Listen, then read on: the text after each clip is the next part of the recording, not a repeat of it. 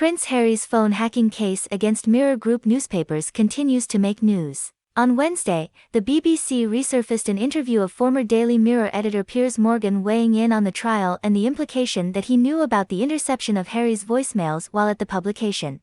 "I never hacked a phone," the broadcaster and journalist who edited the British tabloid newspaper from 1995 until 2004, told Amol Rajan in March. "I wouldn't even know how. I think phone hacking is completely wrong and shouldn't have been happening, and it was lazy journalists being lazy," he added. "There's no evidence I knew anything about any of it."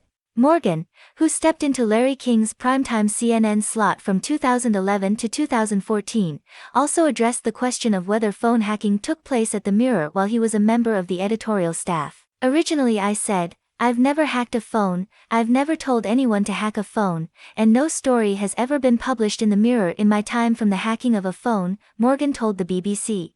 And then somebody pointed out, "Well, you can only know the first two things for sure. All I can talk to is what I know about my own involvement." Morgan, who now hosts the UK talk show Piers Morgan Uncensored, also clarified that he only ever worked for the Daily Mirror at the publishing hub, which is just one of several outlets owned by Mirror Group Newspapers, MGN, the organization that Harry is suing over 148 articles published between 1996 and 2010, the BBC said.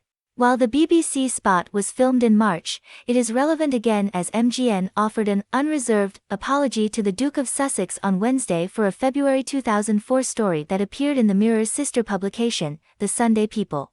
In legal papers, MGN admitted one instance of unlawful information gathering on the Prince at China White's nightclub in London and that the Duke is entitled to appropriate compensation as a result.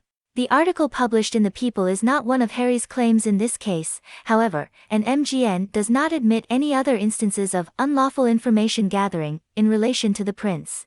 Lawyer David Sherburne added that Harry experienced unusual telephone and media-related activity involving his communication with over 30 individuals with whom he had close relationships and was in regular contact with, and often exchanged voicemail messages with, including about private and family matters and business affairs. Though he wasn't there for the start of the trial on Wednesday, Prince Harry is expected to appear in London court for the trial in June. The trial itself is expected to last between 6 and 7 weeks, and Harry will make modern royal history as the first member of the royal family to step up in court as a witness when he gives evidence.